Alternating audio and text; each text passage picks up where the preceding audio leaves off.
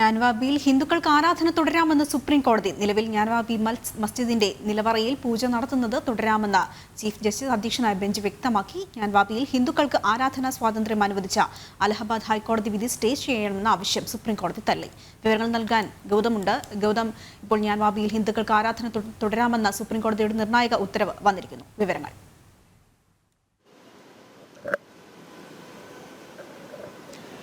ആതിര, ഹിന്ദു സംഘടനകൾക്ക് വലിയ വിജയവും മുസ്ലിം കക്ഷികൾക്ക് വലിയ തിരിച്ചടിയുമാണ് സുപ്രീം കോടതിയിൽ നിന്നും ഏറ്റിരിക്കുന്നത്.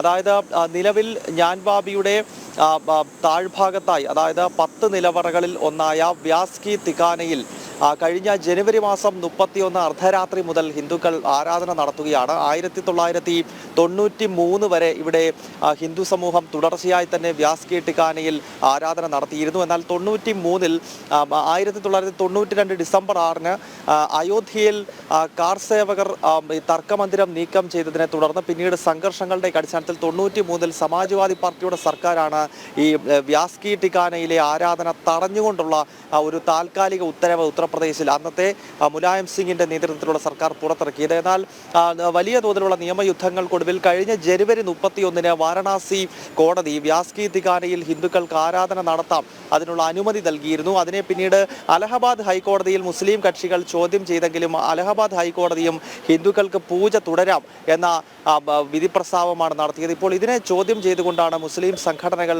ഈ മസ്ജിദ് കമ്മിറ്റി സുപ്രീം കോടതിയെ സമീപിച്ചത്. എന്നാൽ സുപ്രീം കോടതിയും ഹിന്ദുക്കൾക്ക് ആരാധന തുടരാം എന്ന കൃത്യമായ നിർദ്ദേശം നൽകിയിരിക്കുന്നു.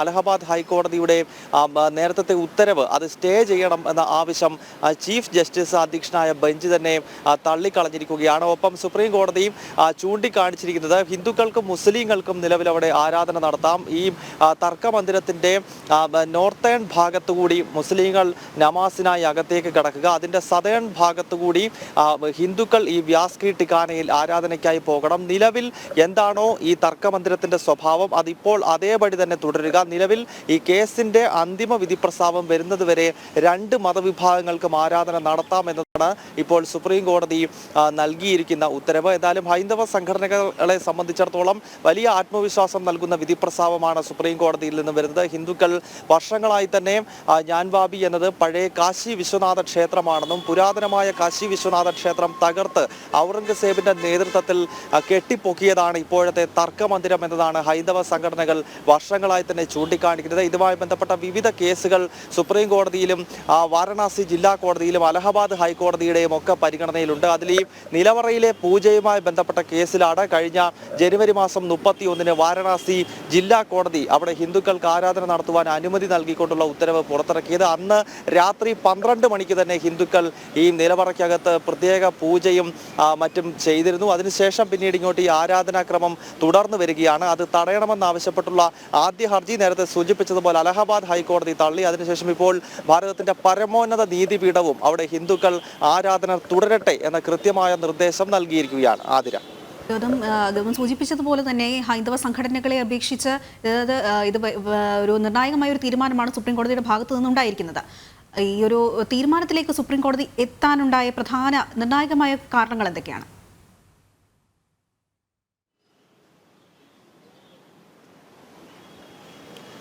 അതിന് ഒരുപക്ഷെ ഈ ആരാധന നടക്കുന്ന ഈ തർക്കമന്ദിരത്തിൻ്റെ ചരിത്രപരമായ വസ്തുത, അതോടൊപ്പം തന്നെ ആർക്കിയോളജിക്കൽ സർവേ ഓഫ് ഇന്ത്യ അടുത്ത കാലത്ത് അവിടെ നടത്തിയിട്ടുള്ള പഠനം, അതിൻ്റെ റിപ്പോർട്ടുകൾ ഇതെല്ലാം പുറത്തു വന്നിരുന്നു. ഒരുപക്ഷെ ഈ കാര്യങ്ങളെല്ലാം നിരീക്ഷിച്ച ശേഷമാകും ഹിന്ദുക്കൾ അവിടെ ആരാധന തുടരട്ടെ എന്നൊരു നിർദ്ദേശത്തിലേക്ക്, ഒരു ഉത്തരവിലേക്ക് സുപ്രീം കോടതി എത്തുന്നത് എന്ന് വേണം മനസ്സിലാക്കുവാൻ. ഇത് അന്തിമമായ വിധിപ്രസ്താവമല്ല. ജൂലൈ മാസത്തിലേക്ക് വീണ്ടും ഈ കേസ് മാറ്റിവെച്ചിട്ടുണ്ട്. പക്ഷേ നിലവിലെ സ്ഥിതിഗതികൾ അതേപോലെ തുടരട്ടെ എന്നാണ് സുപ്രീം കോടതി പറഞ്ഞിരിക്കുന്നത്. പക്ഷേ മസ്ജിദ് കമ്മിറ്റിയുടെ ആവശ്യം അവിടെ ഹിന്ദുക്കൾ പൂജ നടത്തുന്നത് തടയണം എന്നുള്ളതായിരുന്നു.